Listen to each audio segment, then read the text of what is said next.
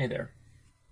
I wasn't sure I was going to play this game or buy it for a lot of the reasons that other people don't want to, or even regret having bought it and supported CA. It's really expensive, that's another thing. It's like $60 for basically a DLC, a glorified expansion. And there's only really three major cultures in this. The Canaanites, the Hittites, the Egyptians. I thought that was kind of limiting. I'm sure they're saving stuff for DLC, but given the lack of success on this launch, I doubt that they're going to put much more money or time into developing this thing, honestly.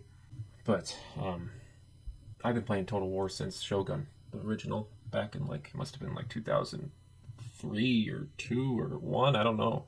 A very long time. I picked it up at Toys R Us and thought it looked cool, and then didn't know that I'd be going down this obsession, I guess, with warfare and strategy. Led me to probably a huge interest in history and anthropology that I, roughly got a degree in with geography. I've seen the Total War series go through great changes. Shogun 2 was really good. I think a lot of people share that opinion. And then after that, things got a little rough. I think Rome 2 ultimately ended up still being a good game. I still have a lot of hours in that game. I still play it with a friend of mine today, seeing all the issues with it though. And every game basically since then, Three Kingdoms, Troy, and now this, to an extent, I just haven't felt quite right about. We'll just have to find out by playing this. Like, they need a new engine. They need to really put more variety in factions and depth into the game at this point, and really listen to people, listen to feedback, and actually integrate it. AI has been terrible for a long time. I don't enjoy playing the campaigns anymore because the AI are just so bad. So I try to do multiplayer campaigns, and the support on multiplayer campaign type stuff is pretty bad. And even Rome 2, I can't play with more than one other person, and that kind of sucks. And also, that game that I'm playing with my friend right now, it's so laggy. Every now and we gotta constantly save. There's every now and then that it just crashes, and we don't know why it crashes, and we load up a save and it crashes again, and so we gotta have all these backup saves and redo things. It's happened so many times. I didn't play any of the Warhammer games, and I have really no interest in them at all, and so I guess I fit into one of those historical gamers. More so probably than a lot, because I have a historical academic sort of background. And with this video, I'd like to talk more about that, maybe even more than the game. I would like to talk about some historical stuff, because I love this period. The Bronze Age collapse, and really the Bronze Age, Neolithic, and Golden Age. Here's my cat, Taters. Here's Taters. He's going to be sitting here with me probably a good amount of time. He likes to cuddle and nap. What's Taters? So I made a little map. Because I have such a deep interest in this period of the Bronze Age, all the way up to its collapse and then beyond that, and because I've had so much research that I've been doing, that's kind of cutting edge research of integrating new things we know about the period between 13 and 1200 BC. They don't often come together and show the big picture. And so I made this map here of the pre-Bronze Age collapse, which is basically the period that the game seems to take place in. We'll see how much of that rings true as I play it. But my guess in general is that they seem to say it's around 1200 BC. That would be accurate. That's about around the time, just before the time of the Sea Peoples. I call them Seeples.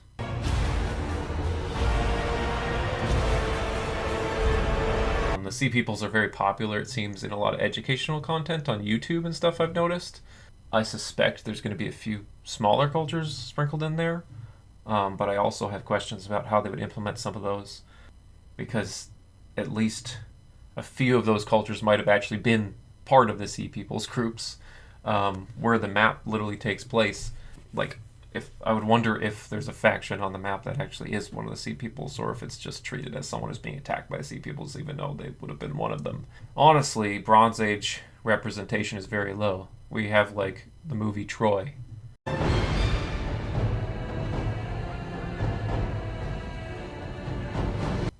and like not too much other media that gets into the popular consciousness about the Bronze Age.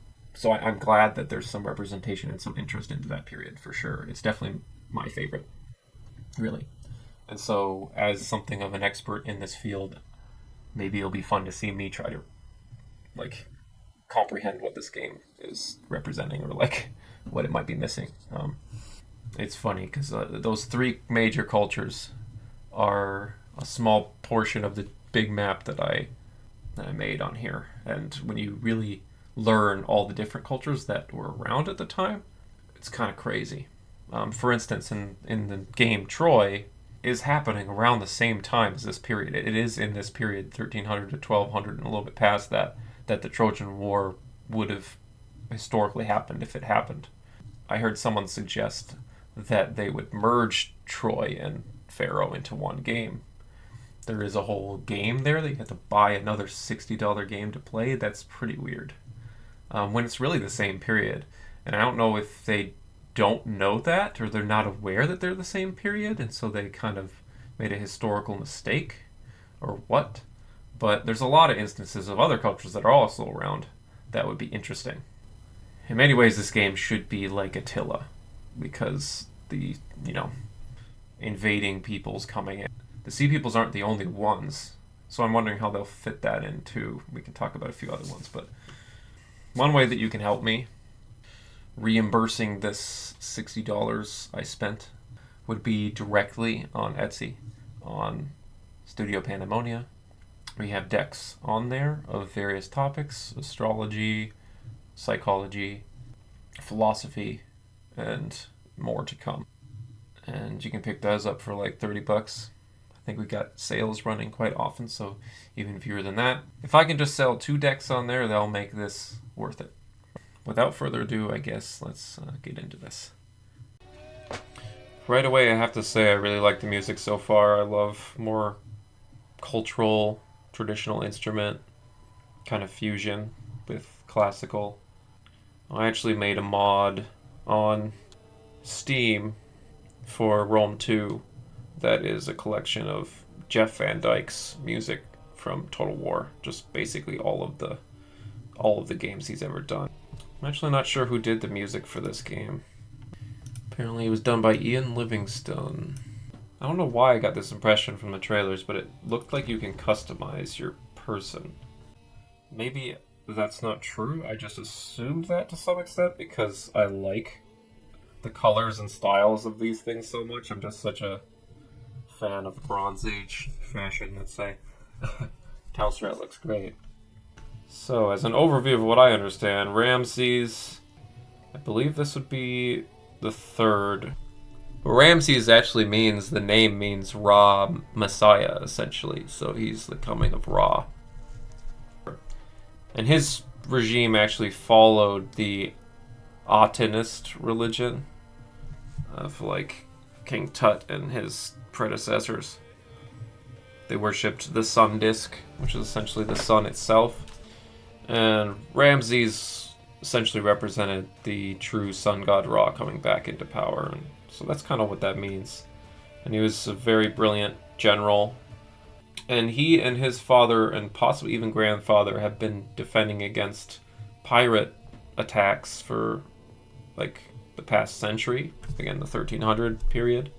Maybe even sooner than that, I think. Particularly the Libyans. And the Libyans are one of the Sea People, and they're from this region right here, from if you look behind them around there, where Libya is today, but also further off in the other direction. They're actually a Berber people.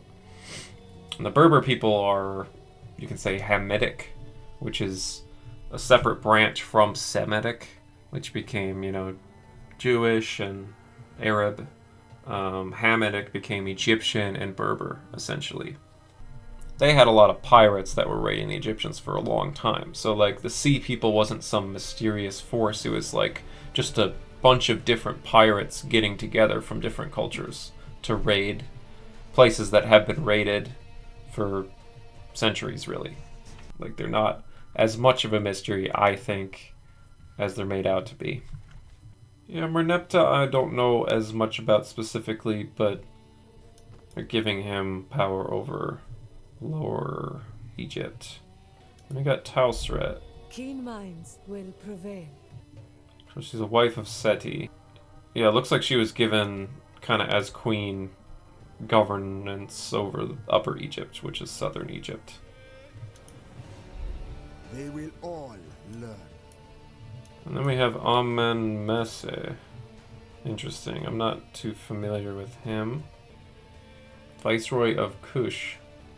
So it looks like he was something of a regent, given control over parts of Nubia down here. Because Nubia is another culture that doesn't look like it's going to be in this part of the game. I actually neglected to mention them, but the Nubians are a Nilotic culture. So they were African, they were dark-skinned African, sub-Saharan African for sure.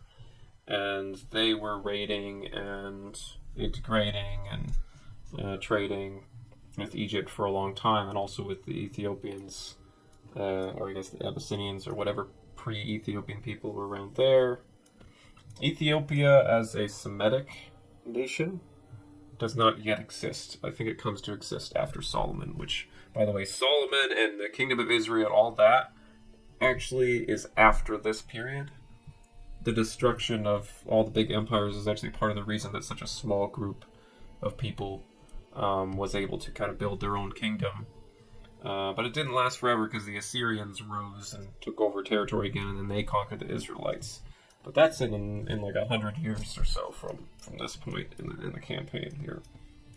However, that the Nubians are not here is a bit confusing to me. It looks like they will maybe have a few small states here, I'm assuming, but they seem to have a Hamitic Egyptian ruler at this point. The Nubians are interesting because they actually discovered and started using iron as one of the first. They were one of the first people to use iron in warfare in the Middle East, really. So they actually, a little bit after this period, conquered Egypt entirely with the use of iron weapons and such. Similar to, in the other direction, up here by Greece, the Dorians and Phrygians and Thracians used iron to conquer much of Greece and Anatolia, and even further in some cases, also around the same time. What the Bronze Age collapse is it's a translation into the Iron Age, and that's literal in this case. There were those two kind of super cultures, the Nubians and then the Danubians, on either side, pushing iron into the Bronze Age empires. So getting away from Egypt and looking around elsewhere, will eclipse all. looks like they're giving him Sinai.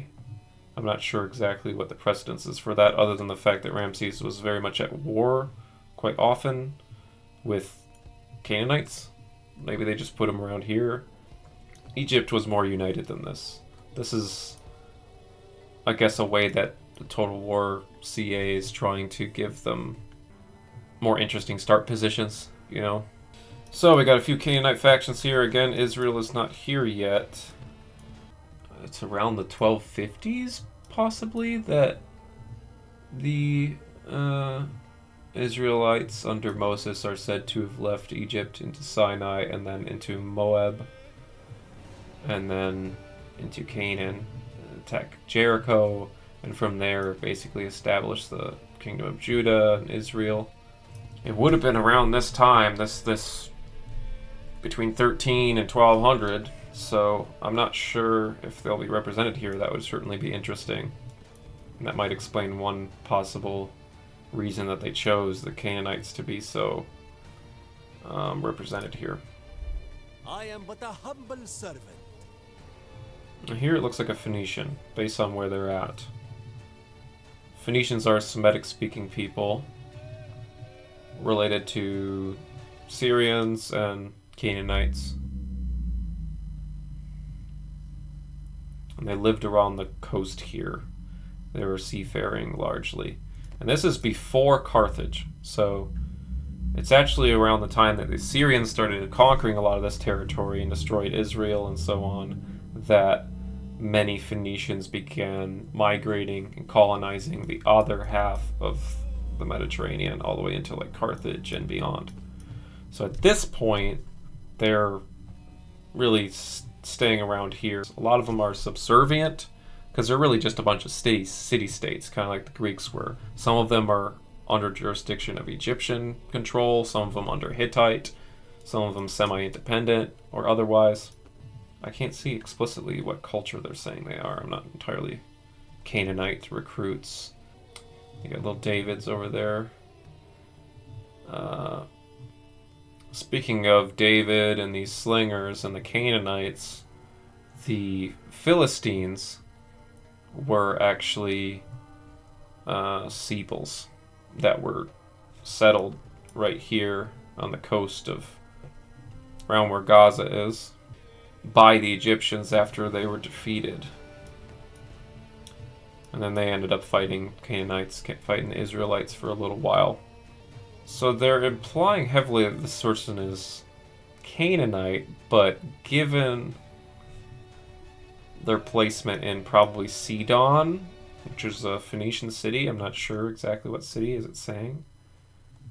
Tsor, I've not actually heard of Tsor. So maybe it is Canaanite. One way or another, I would be surprised if it wasn't Phoenician, for sure. Many of them were attacked and weakened by the Sea Peoples, but many of them potentially were actually part of the Sea People contingency. Sidon might have been one of those. Only the strong survive.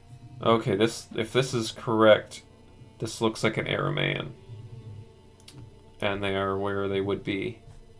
Biru were nomads, fugitives, bandits, mercenaries, yes. It's a term that's related to Hebrew. And Hyksos, which are basically shepherds. That's interesting. So it's a derogative term for mercenaries. Okay, so to my understanding of what that would be in this period is the Aramaeans, and they're considered Canaanites in here, which is acceptable, I guess. I guess they're just saying Canaanites for everybody who is Semitic. I mean, maybe they just didn't want to say Semites or something more vague in general. They just refer to this region as Canaan, and so they refer to people living there as Canaanites. So this could be a historical lens that sees the Aramaean shepherd mercenaries who raided a lot of places at this time. They also raided the Assyrians very much, were to be taken as basically the same as the ancient Hebrews, who at this time, as I said before, were coming in here and taking out Jericho and such. There is a narrative, a hypothesis or a set of hypotheses and a meta-narrative about the Hebrews and about the foundation of Israel in history that says that they were not related to Egypt or came from Egypt at all, but that they actually came from Arabia over here, and maybe the Moabites or other groups, Aramaeans, Sabaeans and such, and that they were raiding the inner lands here during the late Bronze Age collapse and then established the kingdoms of Israel and Judah and Aram and all these other states here. So this might be going with that narrative, in which case this is taken as basically a worshiper of Yahweh, essentially, like a strange interpretation. I don't really follow that interpretation exactly. I'd say these people are fairly related, but the specific group that is said to have come from Israel as a group of slaves, I do believe has historical precedence in the Hyksos, or the shepherd kings of Egypt, the shepherd pharaohs of Egypt, around the time that would have been of Joseph in the biblical or Jewish accounts. There's a little truth in that story, which is that the Hyksos, the Canaanites, came into Egypt during a drought, and eventually they took over, created their own dynasty, and then they were later kicked out and went back to Canaan. So I think that part of the narrative is true. I don't think there was necessarily frogs and plagues and any of that. I think there's plenty of evidence to suggest that the Israelites had some relationship. The Israelites and Jews had some relationship to Egypt. and some relationship to their ancestors going there for a time. There are others, like the Moabites, that did not go that way. They stayed in Canaan. They did not go into Egypt and take part in the Hyksos dynasty. But that probably mixed in with the groups as Moses or whoever it was running around Sinai in these regions and eventually joined in the establishment of Israel. That's a narrative, I think, that would make sense. The Aramaeans were often opposed to Israelites in history. In fact, the final United King of Israel attempted to conquer the Aramaeans, and failed. And that failure actually led the Assyrians to come in and defeat them at their weakest point. Anyway, I think I've got enough over them. I don't really want to be a bunch of barbarian ravagers, as they say. Not necessarily interested in the kinds of things that the Old Testament cultures valued doing. As for I will unite this land. Supi Luliuma. So that's a snazzy outfit. I like it. I like the colors in this. I'm actually one of those historical fans of Total War that does not like all of the washed out realistic colors. I don't believe that realistic historical colors were of uniforms of clothing was as beige as Hollywood makes it out to be. There's new evidence of the medieval period showing that people didn't wear, just gray and beige all day. They actually had bright colors that they like to wear, just like we do. We like bright and pretty colors, so I like this. And I'm not going to get any mod that diminishes that. In fact, I am playing with mods because I saw a bunch of suggestions. I almost always play with a lot of mods, and I make mods myself, and I'll probably have to make some mods for this eventually. Especially if it has anything to do with adding all of the cultures that we're talking about. If anyone else is working on a mod, say, to expand this map and make it represent more of the Bronze Age, contact me, talk to me about it. I can help, not only with modding skills, but with historical knowledge. I'd be totally interested in getting true and interesting representation on these things. So, this would be the Hittites. And the Hittites were an Indo-European speaking people. And that's very interesting because they essentially migrated into this area before the later groups of Indo-Europeans spread throughout much of the world. And so they were at the height of the Bronze Age, powerful empires, but then were toppled by further migrating Indo-European people, a kind of second wave of them, which would be the Danubians. That'd be like the Phrygians, Dacians, Thracians, Dorians, Italians in Italy, or the Italic people. At this point, the Hittites had come in and integrated a lot with the Hattian people who lived throughout much of Anatolia, and were closely related also to the Luwian people, who would include Lydians who live here, and Lycians who lived here, and Carians who lived here, and then also the Trojans or Aeolians who lived here and maybe a little bit here and such. The Aeolians might not have been related directly. They might have been more related to the Hellenic, since it's considered a Hellenic dialect. So I don't have much else to say about the Hittites other than that they're in decline at this point. They are large and have many different cultures and subcultures under their control, and it's very hard to retain that kind of control, especially when there are other migrating peoples all around them getting ready to come in and wreck stuff. I'm really curious in this game, since this is missing here.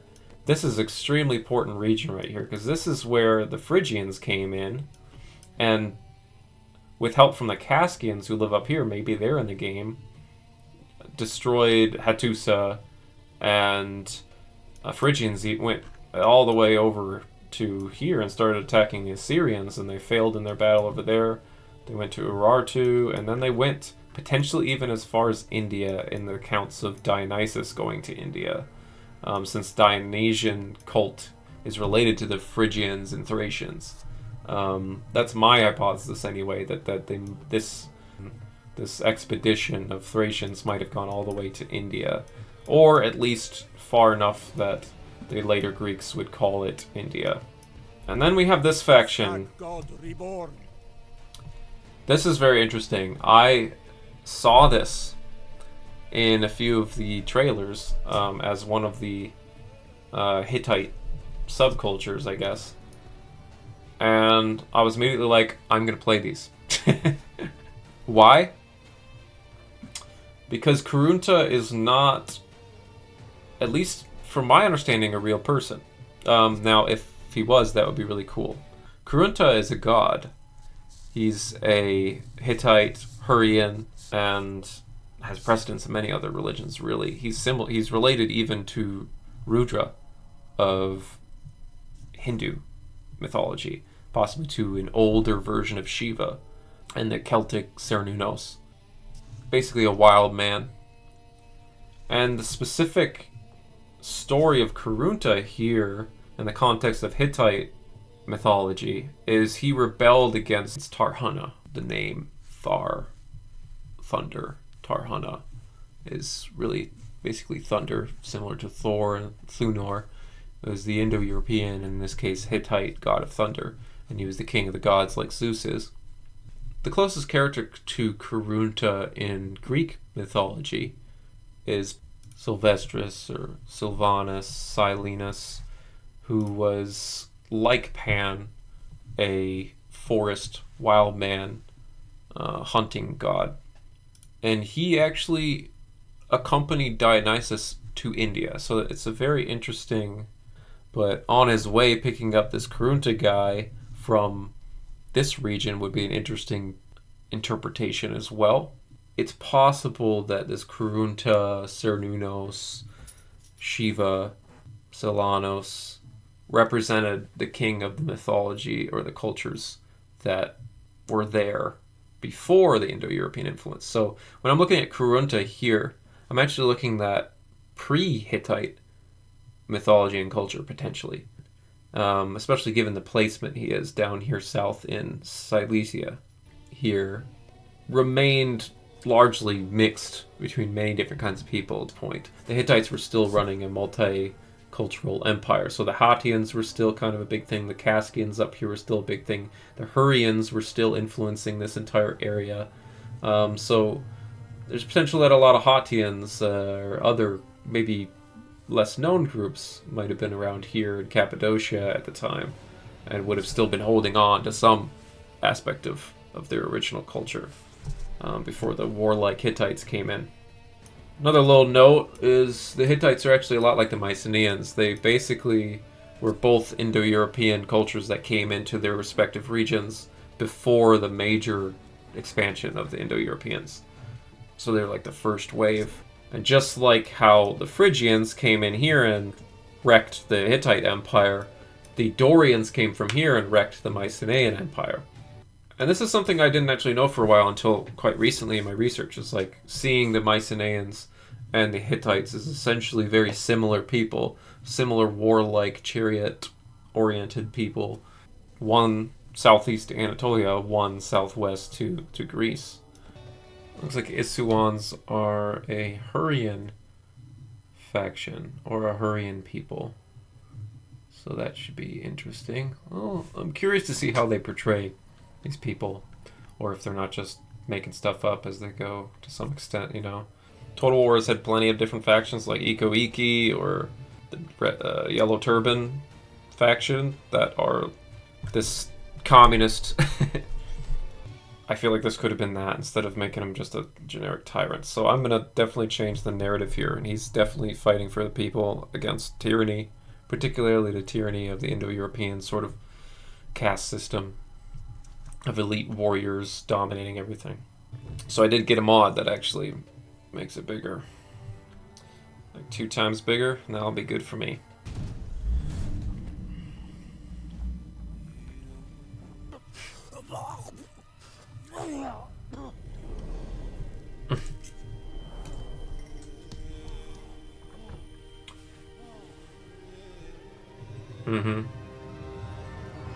That would That'll be set. And that's a portent of disaster and collapse. But now I sense the eyes of Set upon me. I actually liked that.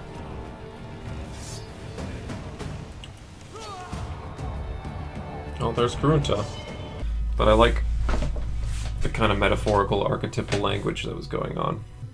Okay, so the narrative they have for him is that he is a god in human flesh, or at least that he believes he is. And I believe the Hatti throne he's referring to is Hattusa, the original capital of the Hatti people. So maybe that's the metaphor here of Karunta usurping Tarhana, is like Tarhana is the Hittites. I'm not completely opposed to putting mythology and, you know, suggestive history in games like this, or in even historical discussion. Alternative history is very interesting to me, for instance. I think all the time about like what could have happened at different points in the Bronze Age or other times in history. It's very interesting. But another thing about the Bronze Age is there's so much mystery, there really is a lot of information that's missing. And so we try to fill in those blanks with theories and ideas and hypotheses that are all competing, and this is fine. Like, we don't know exactly what was going on at that part of Anatolia at this time. So why not this? Why not at least play with this? I have to say, this is the longest loading screen I've experienced in a Total War game. The Hittites are lost in darkness, desperately grasping for a way out of their misery. At the heart of that Very darkness pretty map. lies the ruler of Tarhuntasha, Kurunta, whose greed, jealousy, and cunning continues to tear Hatti apart. Even though he is heir to High King Muatali, Kurunta was passed over for the throne. His resentment has spurred him to vengeance, and his Hatti neighbors pay the price. Perhaps he can rise to power by rallying the surrounding Hittite lords. Or perhaps he simply feeds on disarray, proving as likely to burn all of Anatolia is very beautiful, especially in this period. This is before a lot of desertification happened there. Filled with bronze, ripe for the taking. Kurunta's lust for power may drive him to their shores. And should he seize control of the resources there, he would become a threat to all of Anatolia, and possibly Egypt. The copper mines. Yeah, that will definitely be a goal. Hatti is already doomed. The Phrygians sharpened their blades, just awaiting the opportunity to carve the land asunder. Alright, they are in the game. Is not one to be ignored, for his vengeance may bring ruin to us all, casting the whole world into the dark. Alrighty. Very beautiful map so far. Okay. I couldn't play Troy. I couldn't, even though I'm so passionate about the period. I could not play it because the UI and the map and everything was just too much information. I just couldn't comprehend what was going on, even me. And I played Paradox games as well. But like I would never have played like Crusader Kings 2. For a long time I looked at it and I was like, I'm not touching that thing. Crusader Kings 3, however, I have played and I really like it. I think the UI and simplification really made it better. This is a case where hopefully we're on the right track here. I'm kind of looking at things and I can comprehend it. There's these resources again. I never really liked the way with this and Troy, the sheer numbers here. There's such big numbers. I don't think it's very useful or interesting to have such huge numbers. If it was just taken down by a factor of 1,000, right, then you'd have like, you know, you had 15, 5, 3, 10, and 2. That's much more easy to deal with, you know.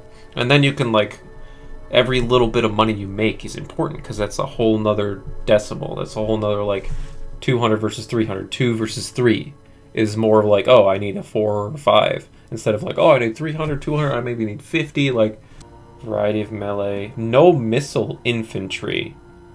I'm sorry, what? I hope that doesn't mean what I think it means, because that is stupid, and I wouldn't be able to play as this faction. Literally a very important part of my strategy in any board game whatsoever. I don't believe it. I'm at least going to have to mercenary some or something. So it's unfortunately this faction is maybe being made out to be kind of a chaos faction, and I guess it might make sense from a wild man perspective. It's just not really the way I play, unfortunately. Court. I don't really like court politics that aren't Crusader Kings. They aren't the core focus. They just distract from the war aspects of it. Okay. Worship literally Karunta. Kaskian and Phrygian units. Interesting. So there's a lot of obscure cultures in here. I'm going to enjoy that. It's nighttime now. Oh, wow. Oh my god, look at the stars. I am using a mod to get this kind of view, but that's really pretty. I think that's Cassiopeia right there, even. Or this is made up stars? I don't know. Tarhuntasa. Okay. Already this UI is a lot less overwhelming. For sure. Oh, I kind of like this Dutch angle it's got going on. I don't think... Oh yeah, I can move around a little bit. Places. Wow, it's just so weird to not have Ionia over here. Like, it doesn't even... Okay. I mentioned that one of the Sea Peoples was in this game. I'm wrong, apparently.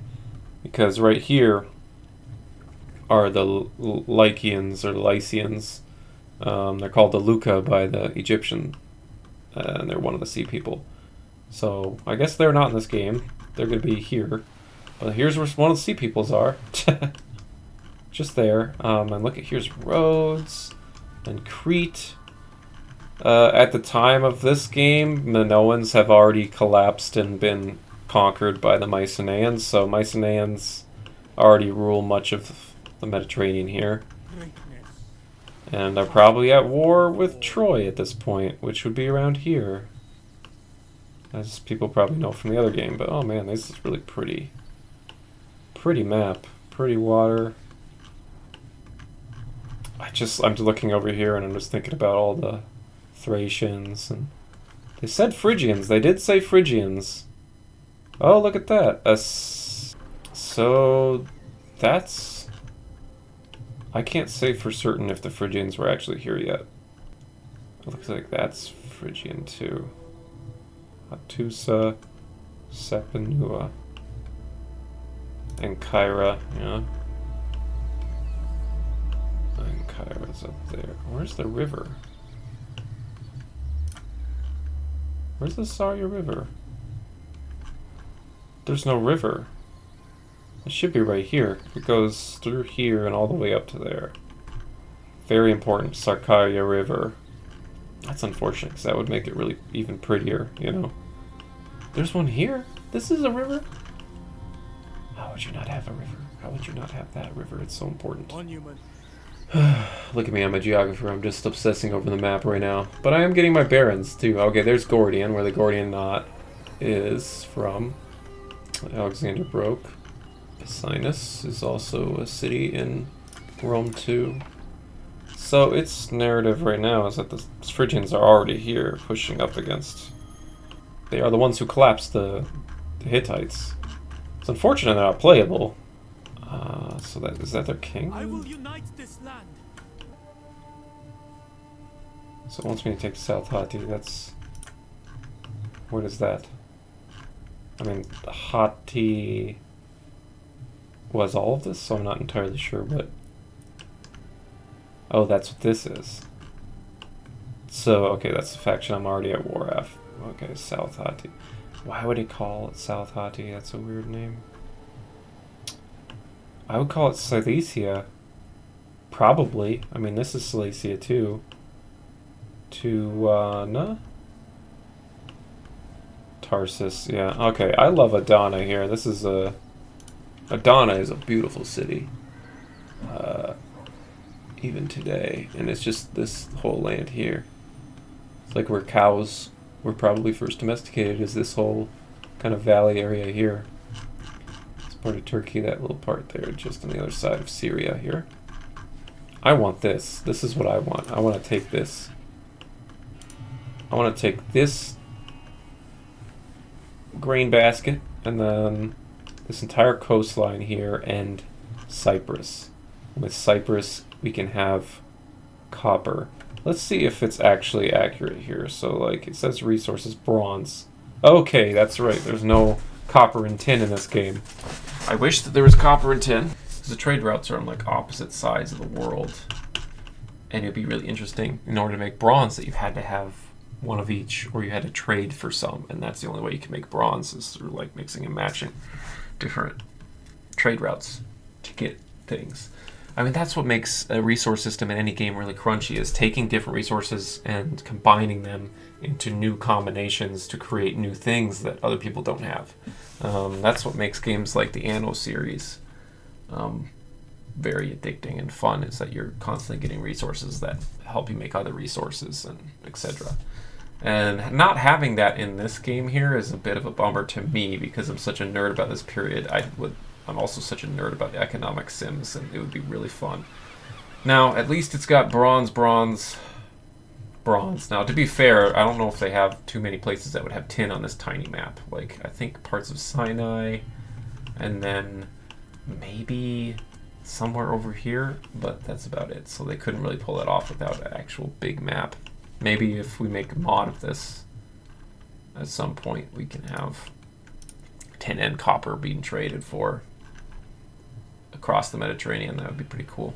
That makes sense. It's just a big island of bronze. I think that's interesting. I kind of like that. I like that the resources aren't varieties everywhere, so that everyone has what they need, but like something where it's like, oh, here's all the copper. I can see there's a bunch of food around the coasts here, and there's some gold. That's important to have. Wood is important to have. There's more wood. Looks like there's a lot of food on the coasts, which I suppose makes sense. There's stone here.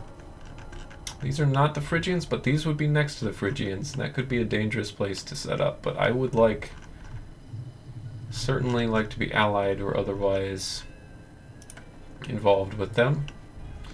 So in terms of getting basic necessities, I already have plenty of food, and I can continue to do that around here. Looks like these are mostly food production, and then some wood. Yep. So like, this is a bread basket, this entire coast.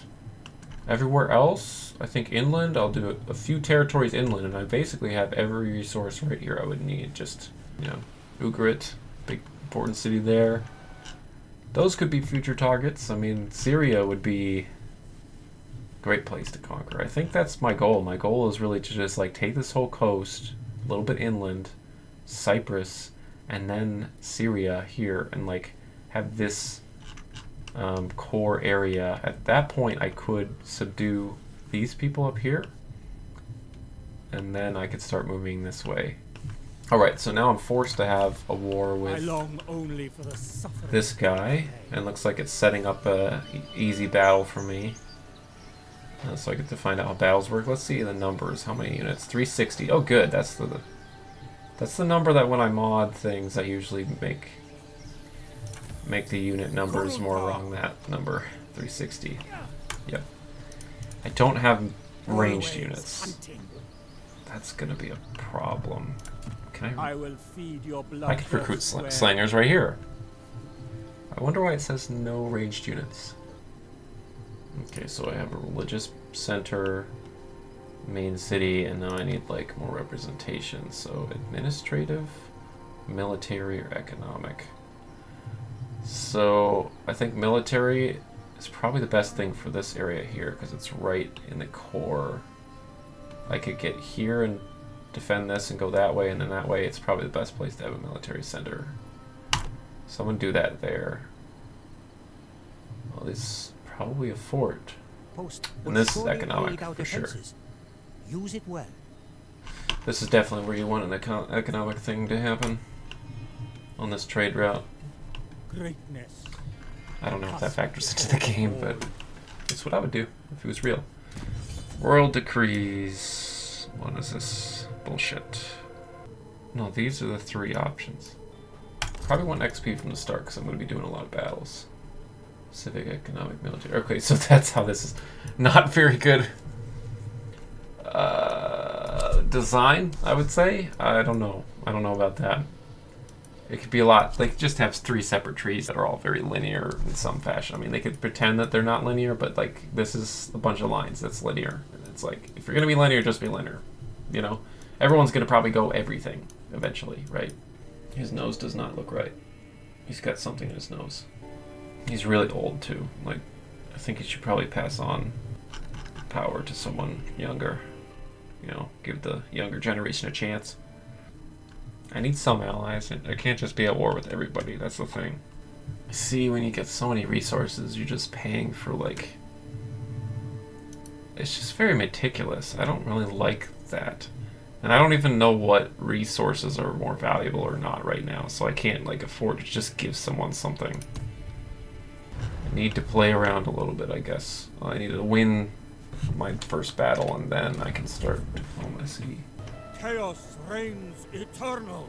Yeah, he is literally chaos. So what is this based on, like, Warhammer or something? Like, why this obsession with chaos? A little bit weird. It's kind of like the demonization of Kronos, you know. But that was a demonization by Indo-European people, so. Alright, well, I definitely outnumber them. Let's just see. Is mine. Looks like it might be a night battle, too. Is that bad? They have archers? And I don't have archers. I mean, I could auto-resolve it, but that's boring as shit. I don't do that. Even if it's cheesy. Alrighty then. Oh, that's glitching. That's... I mean, if I wait, will it become fog? Oh, now it's dry and it's gonna storm. I thought that if you waited, it would become the next forecast thing. That's kind of dumb. It's just a random... Alright, so, yeah, look at these numbers. So we got flash up. I don't know about these graphics right now. I might have to turn them up or something. So we are blue. Wish we were green. This is just... I don't know if it's early morning. Does it say what time it is? It's just... I don't have time. Oh, that's my total warriors. I've never seen that before, actually. That's interesting. So... Not much cavalry in this era. There's just chariots, and they don't have any. They just have range. So that's interesting when considering spear units, is that they don't really have much that they're good at. It's not really saying much about quality here. It's like, although militia sounds like it'll be low quality, there's nothing in here that's telling me. I have to do my own lines, thank you. Got archers. And I could see their deployment then. That's a little weird, so I know their archers are on one side. I don't see any stats at all for this stuff. Oh, here? Oh, this is where I have to go. Usually there's a quick menu right there, and Total War would just come up on the left side or right side or something. It's just not. I have to right-click and look at the Wikipedia encyclopedia. So who's the fastest? 43. Yeah, that makes sense. Spears are slower. Okay, so these militia, they're also, because of the weaker ones, are going to be faster and weaker, and they're going to be able to take over those archers as much as possible. Whereas the main force is just going to press this formation. Melee front. There we go. Puts my general behind, right? Yeah. Good. Interesting. Okay. That's very simple. I like that. You know, Total War for years has not had a very simple missile melee front type thing. I mean, they do, but it's really funny. It's like really basic. So that's pretty nice. I think we can start. Every general takes to the field alongside a unit of bodyguards. As the general gains experience, so too will they. I'm aware. Gonna get a lot of weird advice. Just just to keep me in touch, just in case I forget basic things, because I haven't played too many of these newer games. I haven't played Three Kingdoms in a while. I never really played Troy. I own it, I just can't play it. Because it's so ugly. So far, these battles are looking a little ugly, honestly. To some degree. I think it might just be the time of day. But, like, it's so dark. We got shaky cam. Wow, that's kind of... I mean, look at that. That's big numbers. Alright, I gotta be careful, though, because their archers are gonna start shooting at me. Oh, that's bad range. Here we got... Your generals have their own unique skills and advantages. AI. Pay close attention to them. We're gonna be dealing with... Unleash their abilities on the enemy at an opportune time. Yeah. That's how it works. Okay, so... They're just standing there. They don't have any defensive... I mean, how hard would it be to program your army to come out grouped and then in, like, melee front formation? As an AI. Like, how hard is that to do programming-wise? I wouldn't imagine it is. Something's going on. Like, how is this the ideal setup for them? The truth of it, AI should have a huge advantage over humans, because they can micro in an instant, way faster than a human can. In fact, I usually convert, in other games, different groups into different AI commands, just because of how convenient it is. Alright, so I remember saying that we're good at putting in melee mode. Do I have ranged units? Why does it say melee mode? We just... Okay, charge. I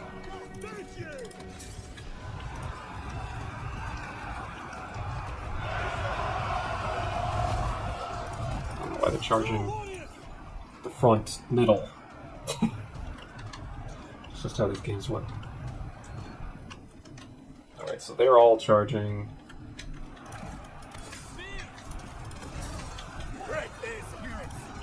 That's one of the interesting things about the Bronze Age is it's mostly just a bunch of armored units going toe to toe.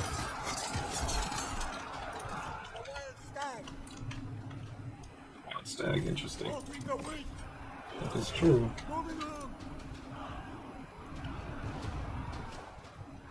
I've got a general there.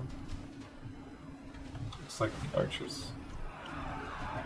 Those ones are running away, but they look like they're not running away. Good to me.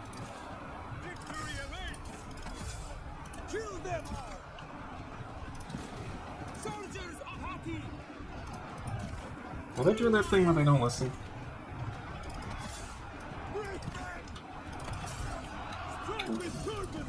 What are you doing? Oh, those are going off. Okay. No idea what to think of that.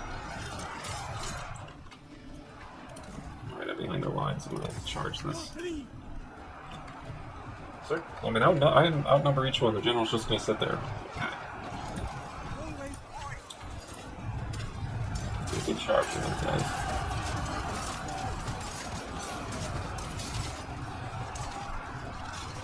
It would be nice to have a Total War game where they actually like charge instead of just kind of.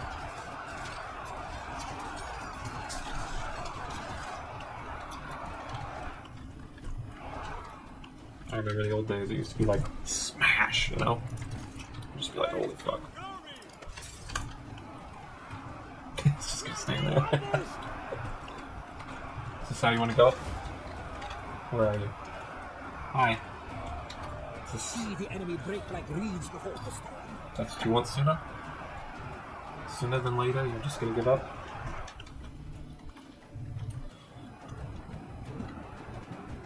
Did their archers come back? Oh yeah, they just ran into the fight. I don't know if I even saw the archers fire once.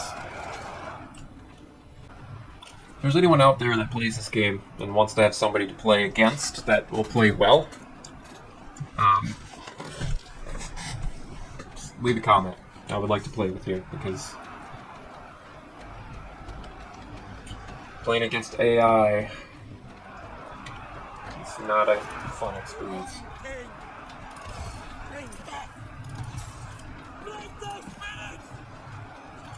I'm a little confused at what's going on here. You must let them rest, even as the battle rages on around them. Ooh. I mean, yeah, I see what you mean, but...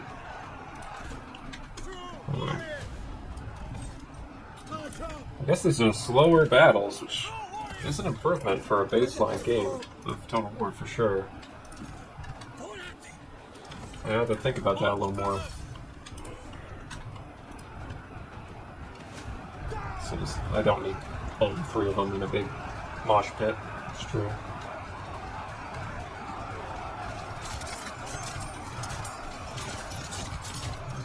There must fix them.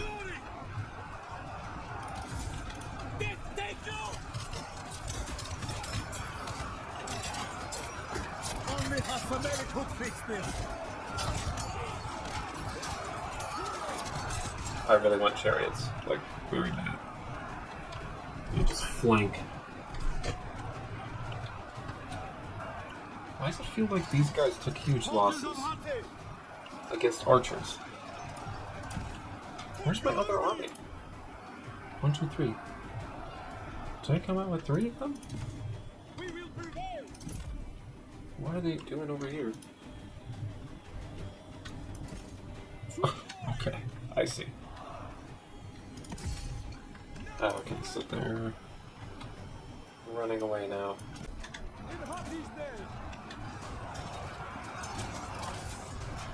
Wow. Well, I see these armor ratings are going down. That's interesting. So basically, the health gets lower and lower until they start actually killing each other. Interesting. So, like, they're not really dying for a while, they're just kind of taking damage. I mean, that is like Bronze Age warfare. The Spartans and the Greeks often, and the Mycenaeans, they often did that strat as well. Just be slaughtering each other for hours and hours, sometimes days. And they'd rest in between, but they'd get out there and do this, just sit around and break each other down.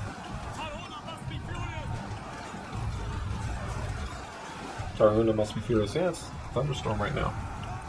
That's interesting. Maybe he doesn't like us rebelling against him. I mean, in this case, it's trying to help him. Can't be good for their morale.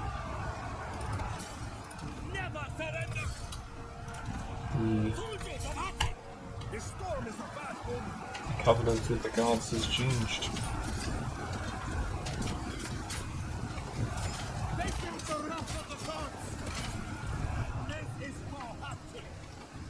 So can he actually kill their general at all? I don't know where the general went. Oh, he died. Up here. I don't remember getting notified of that. Okay. I mean, that's just lopsided. Oh my god! They were easy prey. Whipped him up. Okay, so this is prisoners. Execution. I mean, we're integrating. It would be multicultural. Death would be too merciful. I long only for the suffering of my prey. Alright, so I gotta take that soon, but what I want is some archers. Rightful King of Hatti. So before I go, I'm I'm gonna in need get of a hunting pack. slingers, that is.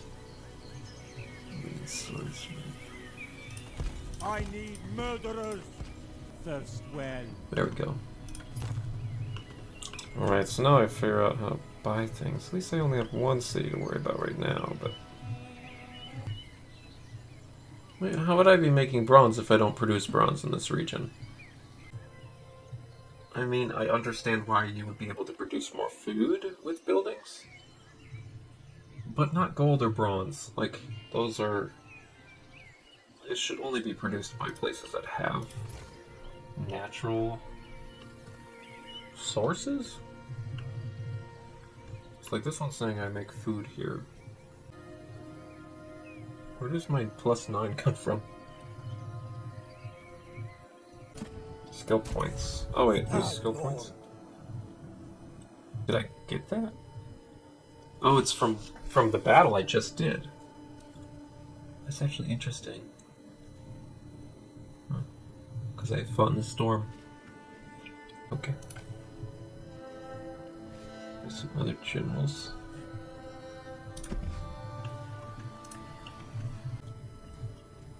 Uh-oh, they have another army. Where the hell did that come from? I didn't see an army in there.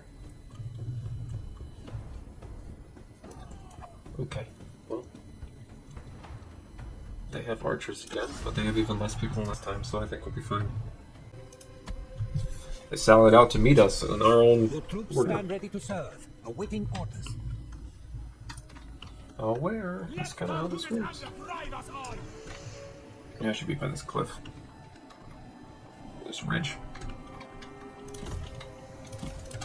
Alright, so same strat. Oh, can't see them now.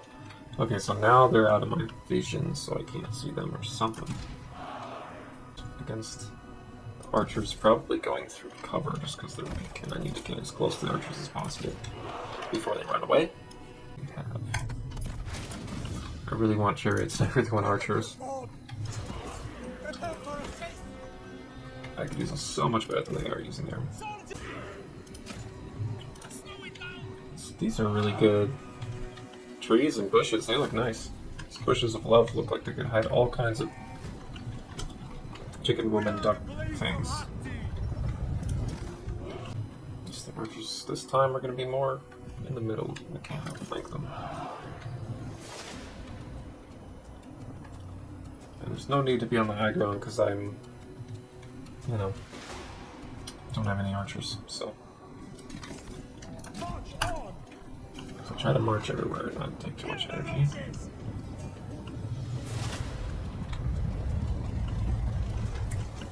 What these Libyans are doing. Nice shields. Fluid units are pretty cool looking. We got Caspian warriors here too.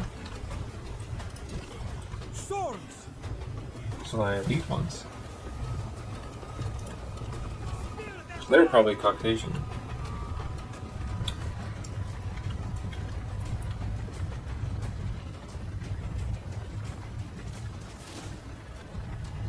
Trying to see their ethnic makeup a little bit. They should look maybe Georgian or Armenian almost. It's hard to tell.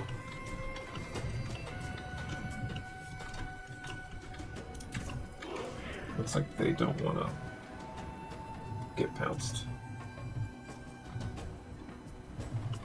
There's one archer there, the other one's probably in there. I think we're just gonna have to go in.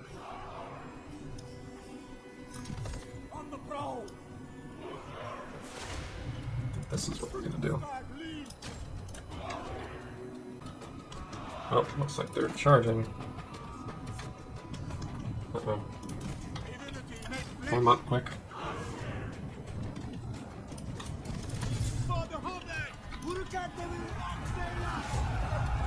Yeah, distract them, keep that one free.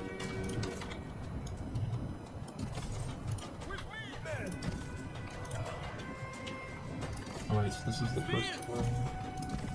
3 groups? Oh, looks like they're the closest. They're gonna have to go in. Alright, wait for them to... Have your troops take cover from the enemy missiles. Oh yeah, I know. Oops, probably...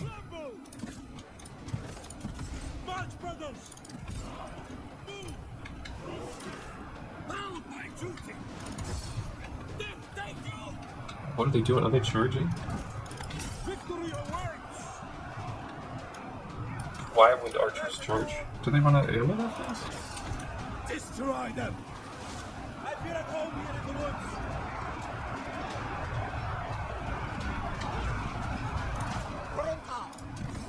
Swiftly! Alright, general's coming in.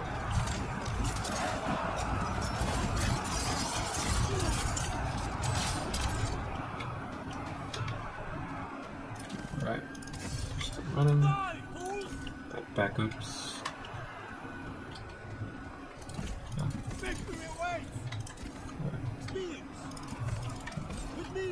Let's go. We're not just gonna go, I guess.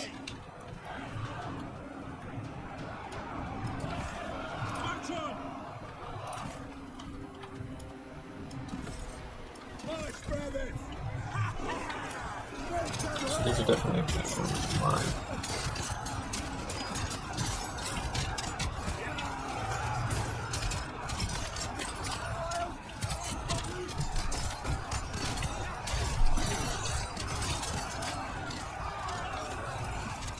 Soldiers of Hati! True warriors! Break them! So this army has 100% and they're fresh. Exposed flank, that's not even true. Charge. Let's see this. Well, that's a nice charge. Yeah, they are going to get screwed. Both flanks.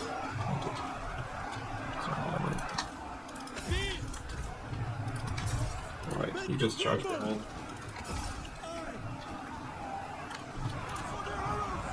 This is going to be important.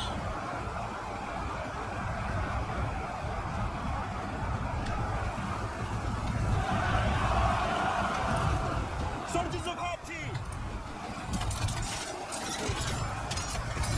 Hard to see.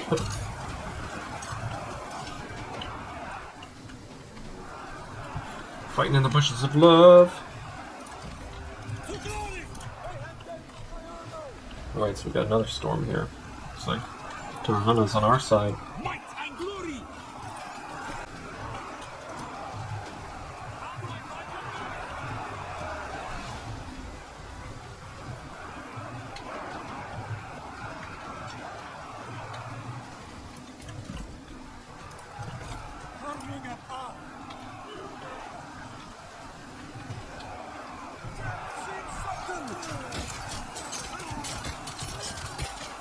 Man, these guys' morale is extremely high. I can't imagine too many ancient armies being so disciplined, being away from any sort of central control.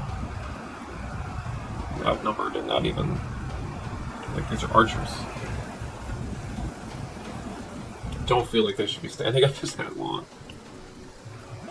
Well, good for a challenge, but like, this is just time-consuming, really. Not really a challenge, like, I've definitely won. I'm just waiting for the morale to push through. It shall be. To the slaughter! This time I'm definitely ending it right away.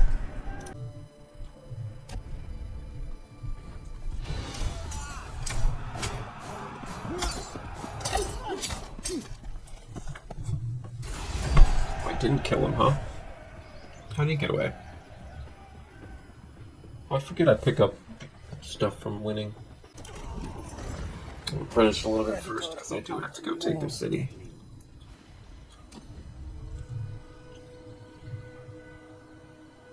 They survived. Through your actions, you gain experience, and thus the means to develop your strength and correct your weaknesses. Alright, now I have my slingers, and we have a lot more ranks here, so that's good. I like that. I like that I'm not losing units. Rightful King of Hati. Hunt the prey. I can hold on to a few more units a little longer. Get closer to them. More of a story. Perun, you won't escape. The stag is coming. So at least I got ranged, only the same amount as they do, but I'll probably use it better than they will. It's gonna be sweltering, huh? Okay. Your forces are ready to storm the Nice city. Study the enemy position well, for they may concentrate their defenses among the narrow streets. Be wary. Oh wow, so all the victory points have different little bonuses. That's really cute, actually. I like that. Not bad. Alright, for this one, let's see, siege. Temple. Palace. Maybe going through the center of town and be surrounded on all sides. If we try to take the palace first,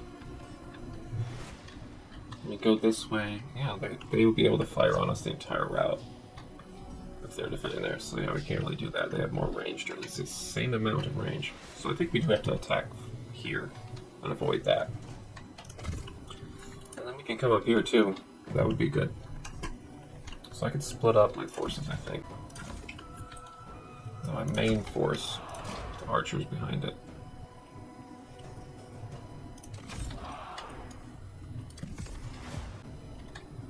To be fair, I probably should have one slinger group with these three.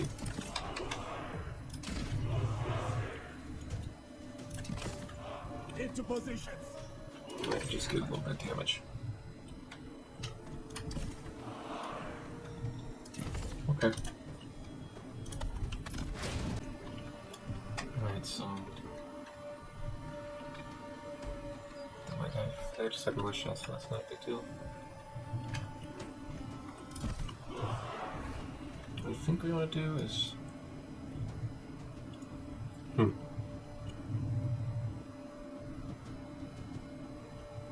Focus.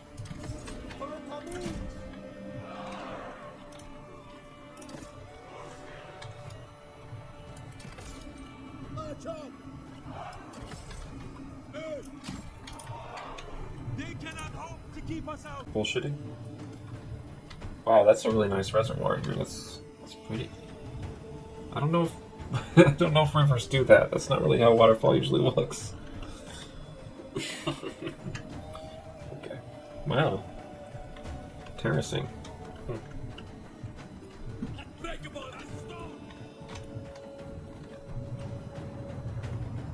Alright. Slingers. Destroy everything they have. Okay.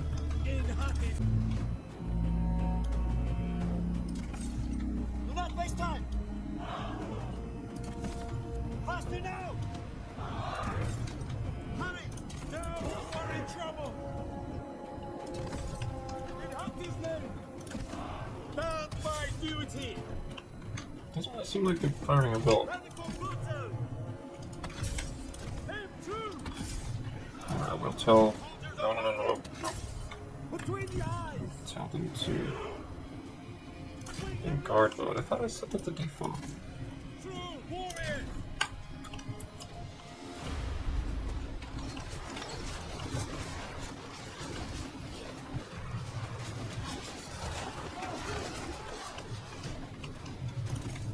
To glory. Send the hailstorm.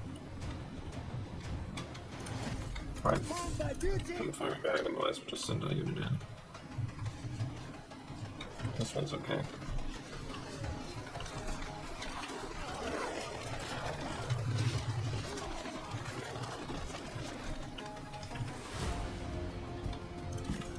Soldiers of hunting. Perun. Smash through, brothers. With me, men.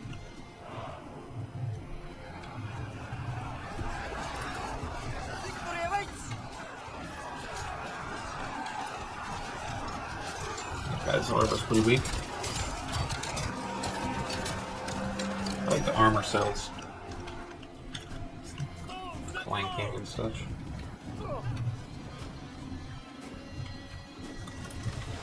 Swords. Kinda looks like they're just gonna let me walk right in there. As fast as we can.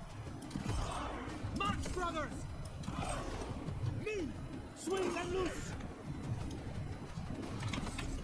March on. Yeah, they just lost a really important Spear. defensive positioning. Swords. Would have been extremely useful for them to capitalize on that.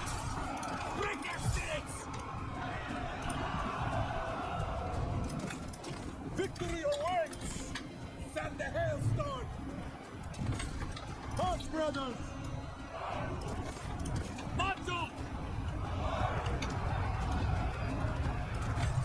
In Hattie's name! So now I can come in and just Spears! send another army there. With me, men! Then this one in here. How's this guy going? Ready for Slingers are still coming at it. Of course!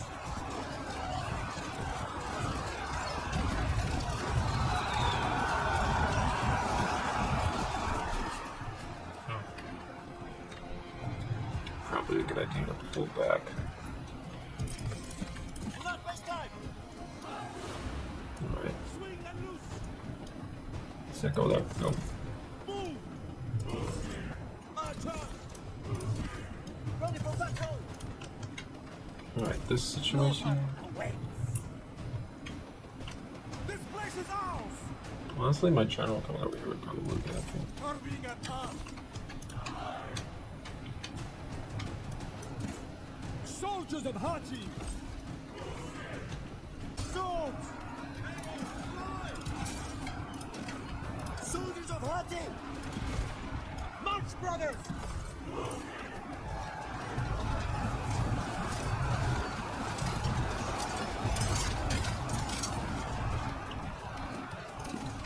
Spears!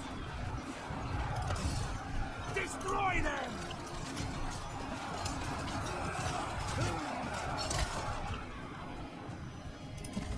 To glory! That's the hailstorm! Praise and glory! Following orders!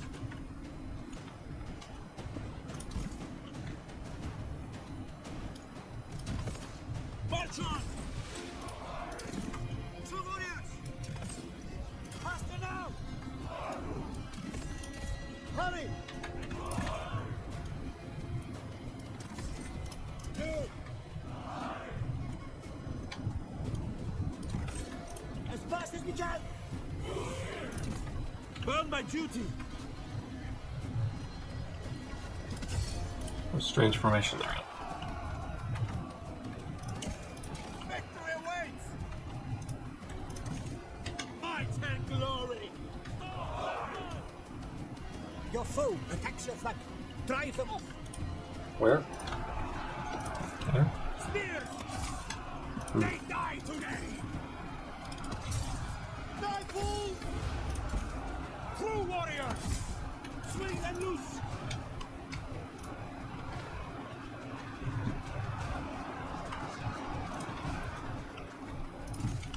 Ready for battle!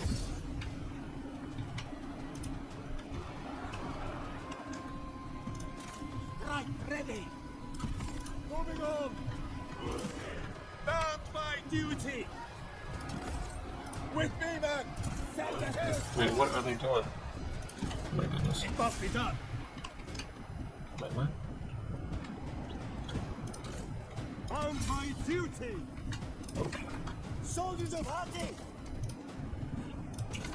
To glory! And the rubber just ran all the way over here. Break them!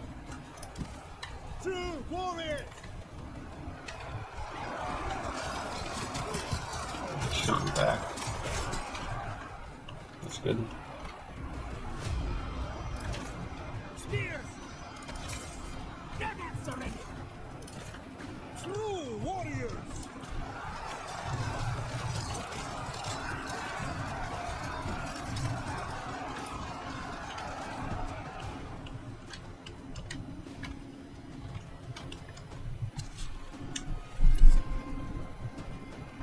Set the hailstorm! Pressing on! Soldiers of Hati! We must run! Oh, I'm sending my king in. Wild consumes the weak! Need some morale boosting. Okay. To glory! Move! In Hati's name! March on! March, brothers! With me, men! Swing and loose!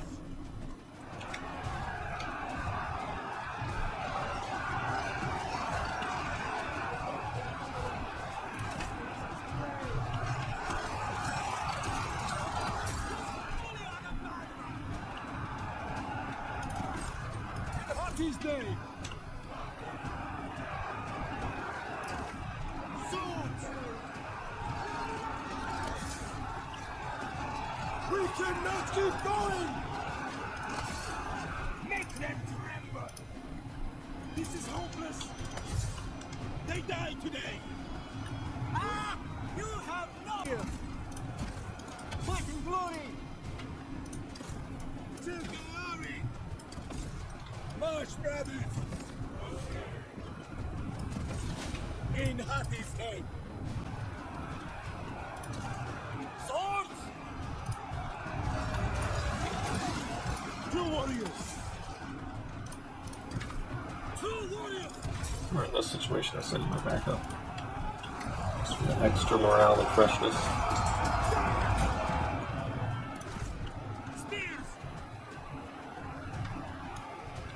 Very tired group, move them out.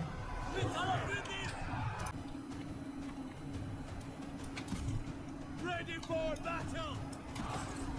March on! God! Am I always losing this? Strike with purpose! Soldiers of Hatti! Do not waste time! On the prowl!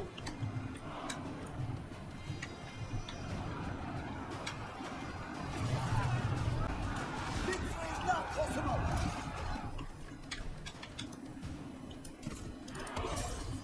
Make them tremble! Victory awaits! I will be yours! Tracking my prey!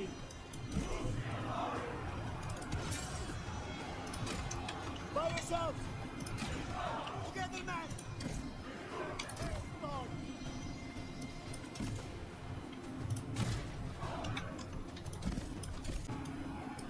Oh shit. They're charging? Uh-huh. With me, man! March, brothers! Sweet suffering!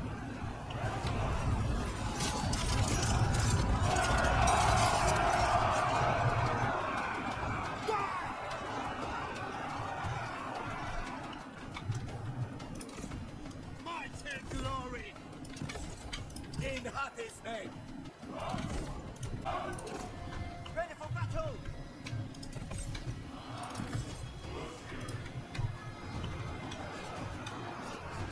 For the wild! Storm and blow! Sword!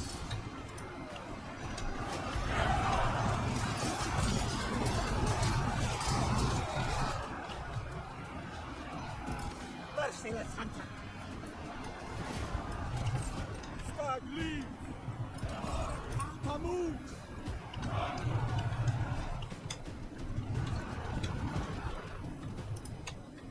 Swing and loose!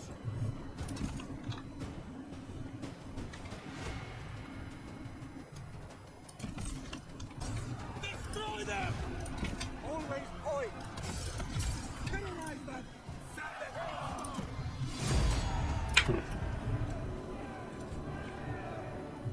That's great, we won before fighting the general.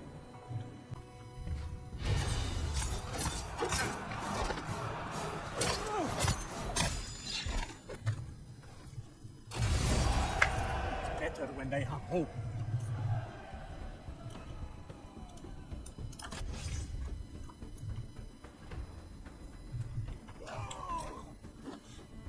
I'm probably just gonna occupy.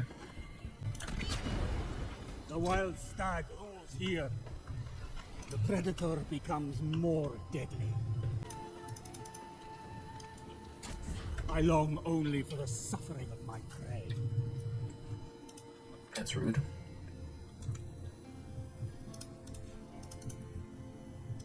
However strong a general, There is always a way to bolster their prowess with fine equipment and suitable support from followers. Can't wait to have a mount on this slave. Embrace chaos.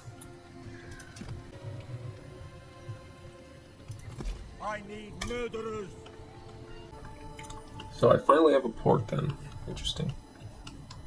Right on the verge of the unknown. Alright, so I think I'll leave it off here. I'll play this a little bit on my own.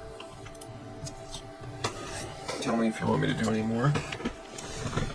Just thought I would talk a little bit about Bronze Age and whatnot.